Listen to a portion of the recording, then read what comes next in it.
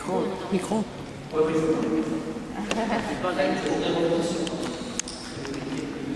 Le micro. Ça. Les différents témoignages voyants des représentants du bureau syndical de l'OCP, soit de Mme Salah, soit de la représentante du UG, et également de Mme Begla, de l'EDF de Tunis.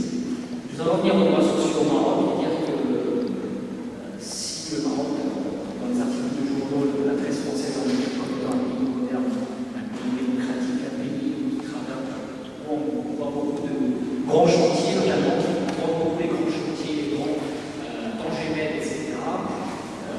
Ce genre de grands projets. Le problème, c'est que l'objectif de ces projets ne sert qu'à éloigner de l'entier au Maroc et qu'au niveau social, il n'y a rien qui se fait. Par exemple, le TGV est un projet colossal. Je vois mal les Marocains qui sont contribuables, mais aussi d'ailleurs sur l'État. Je vois mal les Marocains, une grande partie des Marocains utilisent le TGV, c'est un projet qui sert qu'à éloigner de l'outil et à peut-être à une limite européenne et américaine. Par ailleurs, au Maroc, il y a eu beaucoup de luttes sociales. La lutte depuis juillet 2009, les ouvriers de l'État, mais il y a eu aussi les mouvements sociaux contre la vie chère à Sao, à Casablanca, à Rabat, dans plusieurs petites villes du Maroc. Il y a eu aussi à Sidi, on l'a bien sûr rappelé.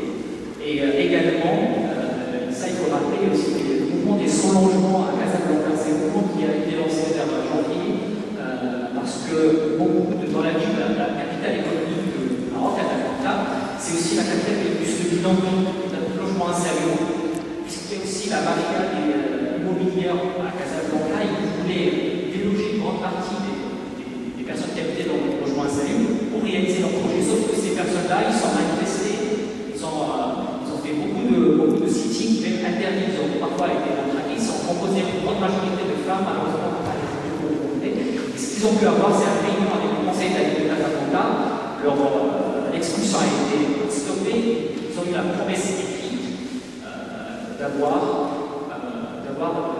leur problème sera résolu au mouvement. Le mouvement social, la lutte sociale, et là, il y a des résultats, et ça c'est pour dire qu'il ne faut pas désespérer. J'ai aussi, avec l'intervention, aussi une question pour notre ami Hamza, c'est comment la population